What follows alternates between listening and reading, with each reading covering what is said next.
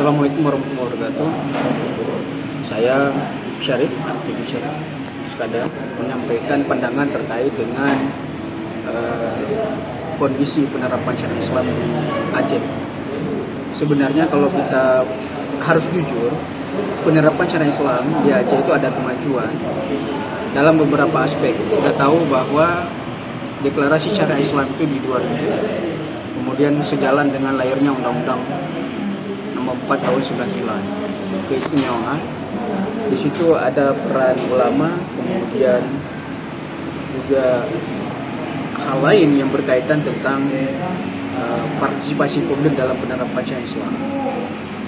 Nah, hal yang sederhana misalkan dalam proses perizinan ya di Banda Aceh, izin usaha misalnya.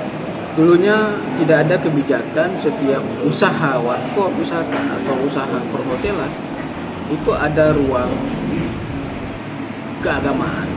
Jadi kalau di Banda Aceh kalau buka usaha kemudian wajib ada space ruang salat. Kemudian ada fasilitas publik terkait dengan syiar Islam. Atau kemudian ada himbauan 10 atau 15 menit sebelum azan berkumandang ditutup. Ini kan satu kemajuan sebenarnya kalau kita bandingkan dengan sebelum penerapan syariat Islam. Dalam konteks yang lain juga misalkan hal-hal yang bersentuhan tentang perhotelan.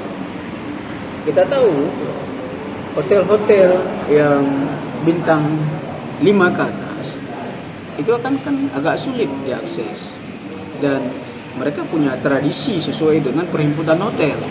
Ada miras, minuman keras, tapi di Aceh kan nggak bisa. Nah, coba dibayangkan kalau tidak ada kebijakan tentang syariat Islam, maka hotel-hotel yang bintang 5 itu bebas. Ada minuman keras, bebas, kemudian ada perempuan-perempuan, tapi kan nggak bisa.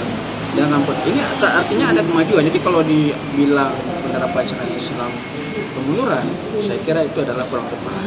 Tapi kalau belum optimal, itu bisa saja terjadi. Nah, ini yang hal-hal itu yang saya kira butuh kesantunan dalam membangun komunikasi. Jadi saya melihatnya itu ada kegenitan pejabat publik menyampaikan argumentasi, dan itu adalah kalau ibarat main bola itu menendang bola dalam gol sendiri, itu berbahaya sekali, dan itu nantinya akan melemahkan teman-teman, terutama teman-teman yang ditugaskan dalam mengawasi penerapan syariat Islam di Aceh, akan melemahkan mereka. Jadi kalau dianggap gagal, ini yang langkah-langkah terobosan. Saya punya pengalaman menarik ketika pernah menjadi komandan wilayah Tulisbah di Banda Aceh. Jadi saat itu 6 bulan saya bekerja, dan banyak hal yang kemudian kita bisa akses karena apa? Karena ada kebijakan syariat Islam. Kita bisa komunikasi dengan Pak Panglima, kita bisa komunikasi dengan militer dan seterusnya.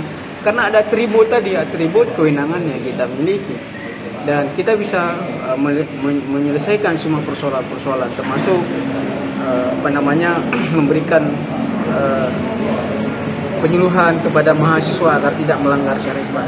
Nah, artinya itu hal-hal yang positif yang bisa kita lakukan. Jadi sekali lagi saya berharap bahwa tidak ada lagi pejabat publik menyampaikan argumentasi yang kurang tepat, dan itu membuat citra kita, lagi-lagi citra penerapan syariat Islam itu akan dipandang tidak baik, dan itu akan melemahkan.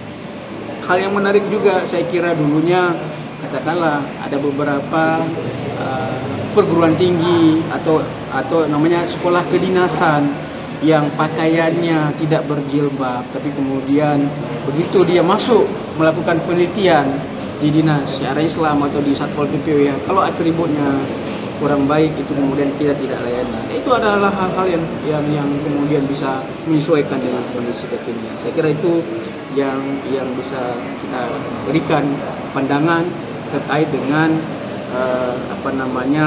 kegaduhan di sosial media dan kegaduhan di jagat raya. Saya kira itu.